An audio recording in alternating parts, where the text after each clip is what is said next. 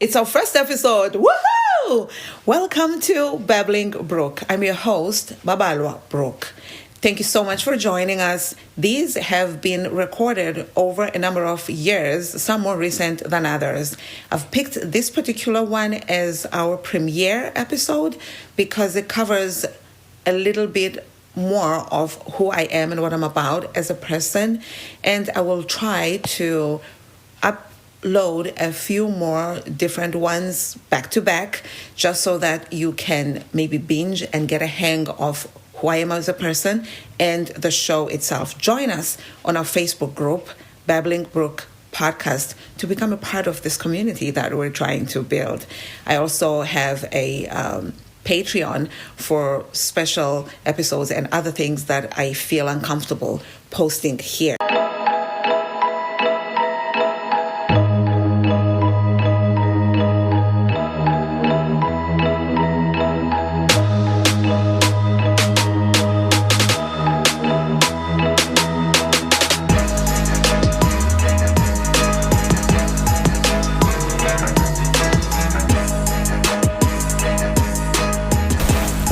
Well, hello there. How are you doing? I'm doing very well. It's been a while since I've sat here and done a podcast recording. Still haven't decided when I'm going to start putting them up officially. My name is Babalwa Brook. I don't know why I'm singing it, but it's Babalwa Brook. And I am a stay-at-home mom, housewife. Not that I am not. I am I don't want to say I'm a truck driver, because right now I don't know what I am.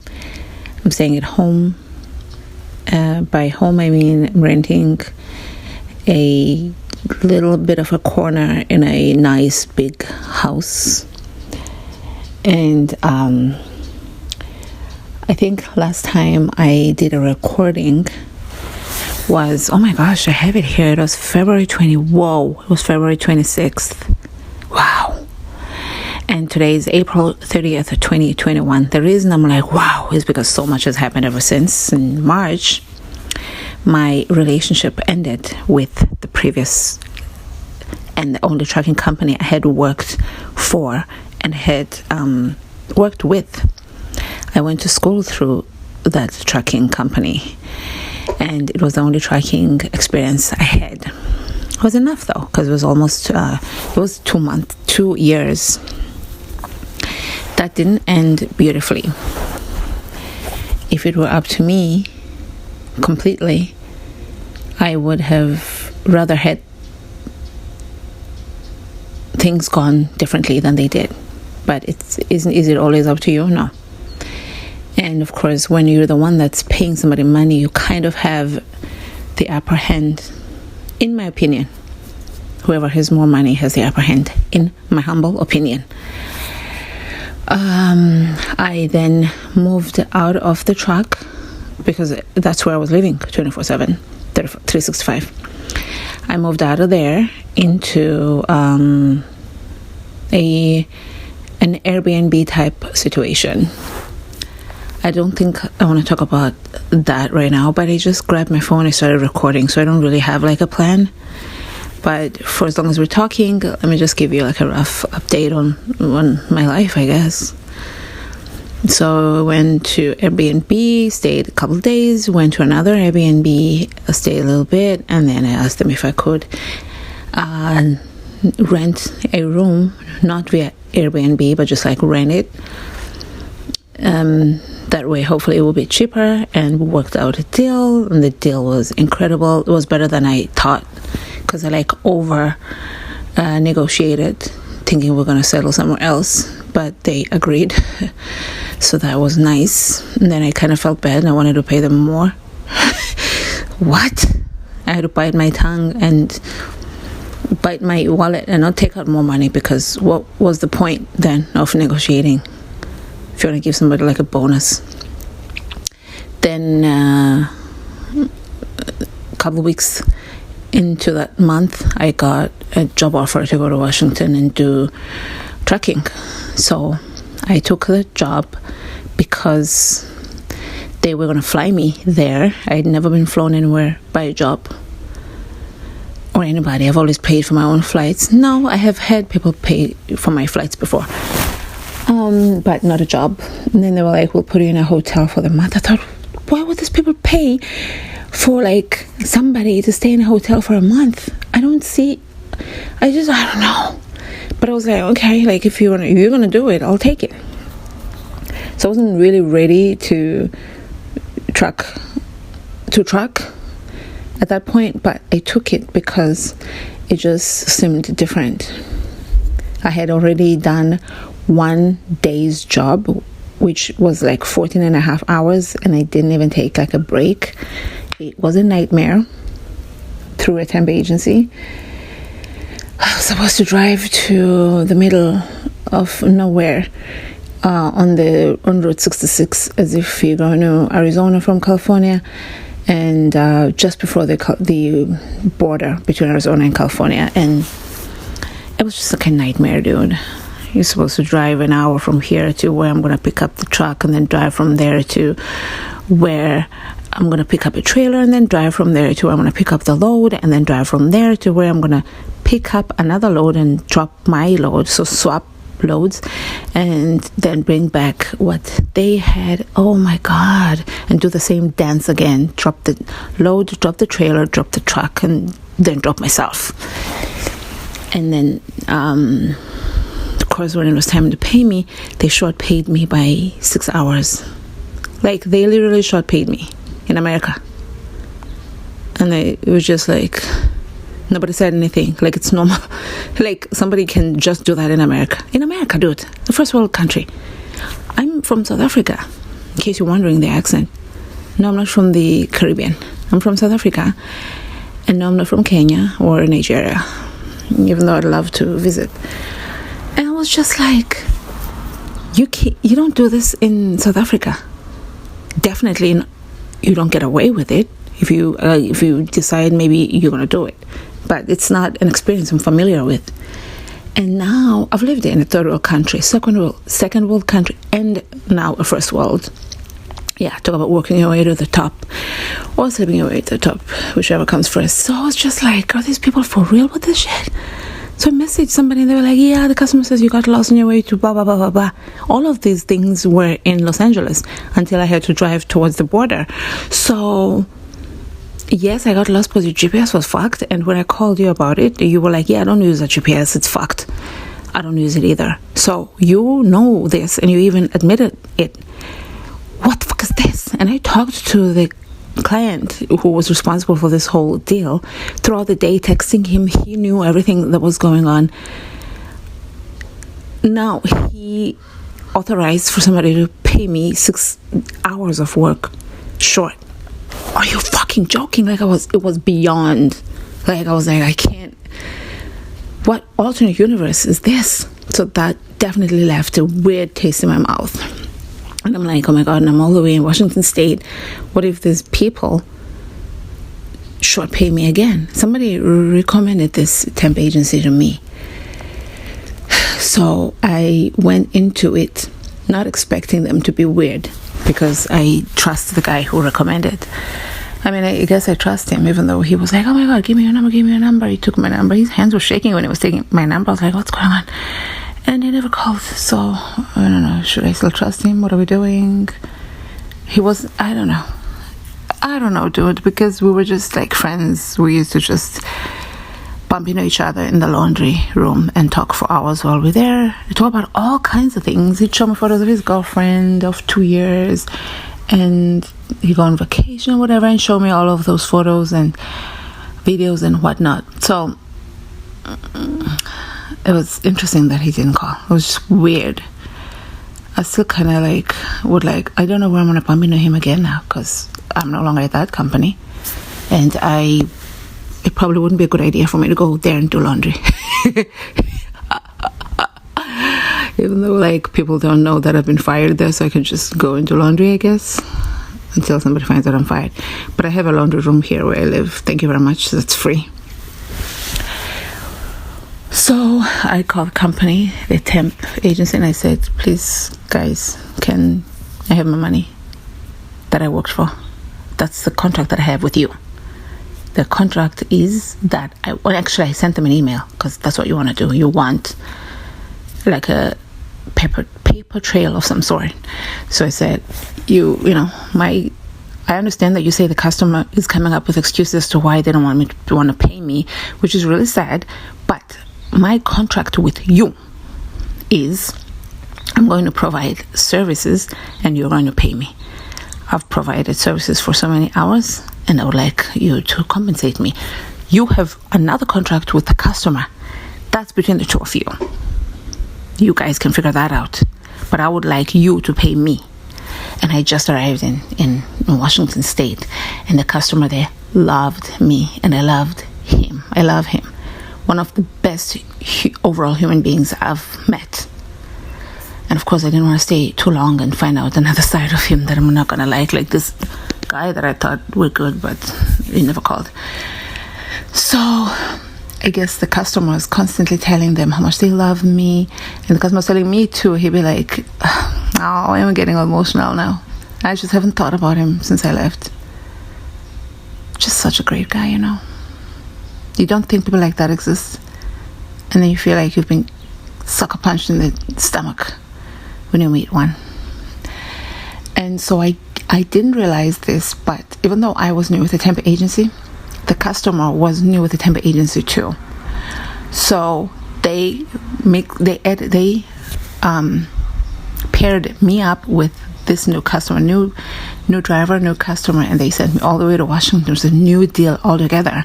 So they didn't know how it was going to work or whatever. And I got there and I impressed the fuck out of everybody, of the agency and the customer. And the customer's customer, the people I was delivering for, which is a government agency, all the different branches that I went to, I hate to say it myself, but they loved me and I loved them. And it was just, so they were telling him they like me, and he was telling me, it was just so great in that regard. The job was backbreaking, I'm telling you. So I guess the temp agency, when they heard those things, that also created because they didn't know me. So this just created like a nice impression on my behalf. And the temp agency called me and said, you know what, I'm going to take care of this for you. You will get paid. We'll figure it out. We'll talk to the customer ourselves. Just like I said, oh, you're welcome. Shoot. And they said, by the way, you are doing us such a favor by being out there for us. And this customer is very happy with you. And I thought, oh, well, that's so nice that not only the customer told them, but that they're telling me that the customer told them. I was there for a month. I'll tell you more about it some other time. Maybe I'll put more details on the blog. It's babalabrook.com. I also have a YouTube channel, which is just, Babalabrook. And social media, blah, blah, blah. But after a month, I came back. And my room was still available. I was in touch with my landlord, who is incredibly incredible. I don't think everybody is incredible, but I've just been so blessed to come across some of the greatest people I've ever come across. I am very humbled by these meetings with these people, and I don't know if I'm worth all of this favor, but I'm grateful. My landlord said, I'll keep the room for you until you come back, as long as you need me to, and I won't charge you. What the fuck? Then I come here and he said, I'll just start charging you when you check back in. I checked fucking back in last week, 21st, 22nd of February. I gave him money. He says, no. I talked to my wife. My wife said, let's not charge you for the rest of April. Dude, these people only know me for a couple of weeks. What is happening? So I was so touched. I still am. And now I'm like, oh my God, what can I do for them? Do they like flowers? What am I doing? What do I do? I thought, you know what, just continue to be the person that you were consistently. Maybe it's something that left a mark with them. They did tell me even then, we like that you respect other tenants and you clean up after yourself. You're very respectful. So like, for me, that's normal. You treat people how you want to be treated. But when somebody really appreciates it, it's really, really encouraging, isn't it? So basically, I'm staying here for free right now. Like, what is life? I just came back from the Nathan store from stocking up for the first week of May. I do grocery shopping for a week. I mean, I keep going back and buying like nuts and snacks and random shit. But I buy groceries for like a week and do meal prepping for that week. I've been eating vegetarian. When I was in Washington State, I ate vegetarian strictly for the whole month. My birthday, I was there for my birthday. Even then, I still didn't eat like fried chicken. And so all of April and most of March, I was eating like maybe chicken or turkey or whatever. Yeah, only chicken or turkey. One meal per day I would eat meat. So I was transitioning, and now I think it's probably too much fiber, roughage, stuff like that for my stomach. Also I'm sure I have like some kind of conditions that are maybe IBS relative, stuff like that. IBS standing for irritable bowel syndrome, because a lot of like roughagey things like a lot of fruit, it goes in my stomach, like gets like acidic, and then literally you can feel the stomach swelling up. There's nothing worse than that feeling of bloatedness when you're walking around feeling and looking pregnant when you're trying to be skinny. You just don't feel skinny when you're bloated. So not only am I like trying to remember what other vegetable things to eat. Okay, can I eat pasta? Is it good do I have a gluten problem? Why do I eat certain things and feel a certain way? It's just like, oh my God, I'm trying to figure out all of that. I probably could just go to the doctor or the nutritionist or dietitian or whatever and do all those tests. But no offense to doctors out there, I trust myself more than I trust like a doctor. How's he gonna know what's going on in my stomach? I've been living in the stomach longer than him. Why don't I just figure it out? I'm sure he can. And they have science behind them, but to back them up. So that's what I've been doing. Lots of vegetables here, and like plant-based milk, like almond milk and stuff like that. I have been doing, when I was high proteining, I would do vegetarian weeks, maybe even months, but I was doing high protein vegetarian, and like low carb. Now I'm not counting my carbs. I'm eating potatoes and stuff like that. But now I'm having like, every now and again I'll eat something and I won't know like if it's a mixture of vegetables, which vegetable in there is making my back hurt. I have this pain that I get in the back of my back. What? In the back of my stomach. I don't know. It'll pierce through from my lower rib to in the front to the back. There's a lot of it on Google, but I don't know what it is and what causes it. I used to get it a lot when I eat boiled eggs. As soon as I finished eating a boiled egg, I had to take a pain pill. I don't live like that anymore. So that's what I did today, but mainly the main thing that I left the house for, because since I came back last week, I have been pretty much sleeping all day and night for 7 days straight.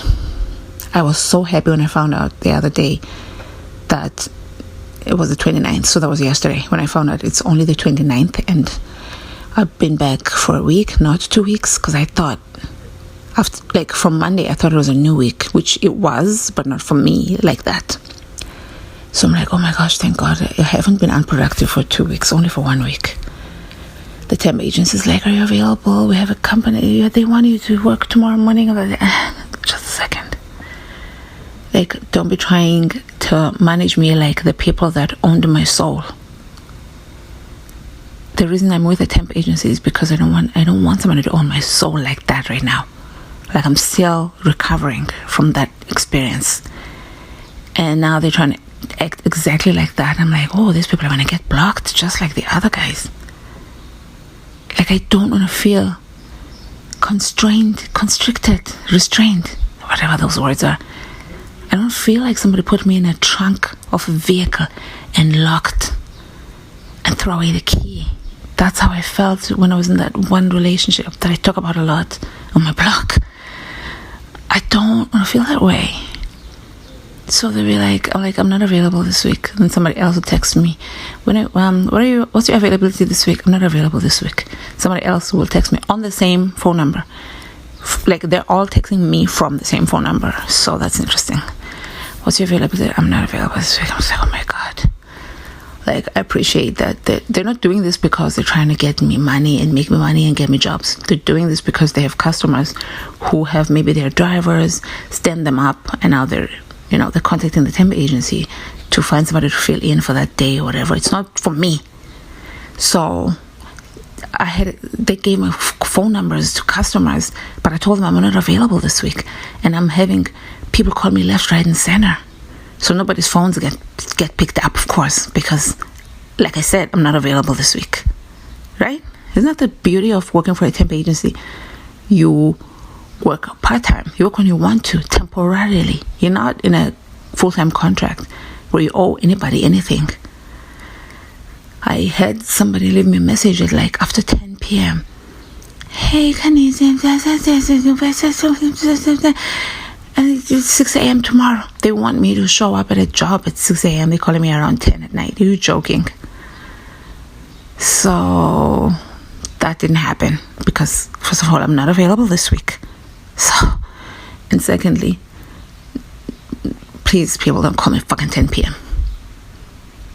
Maybe I sound like I'm being high maintenance, but I've just got a lot of issues with the whole trucking industry and how truckers are being treated, in my experience. At least how I have been treated since becoming a truck driver by people in managerial positions, supervisors and whatnot. I think that's it for now.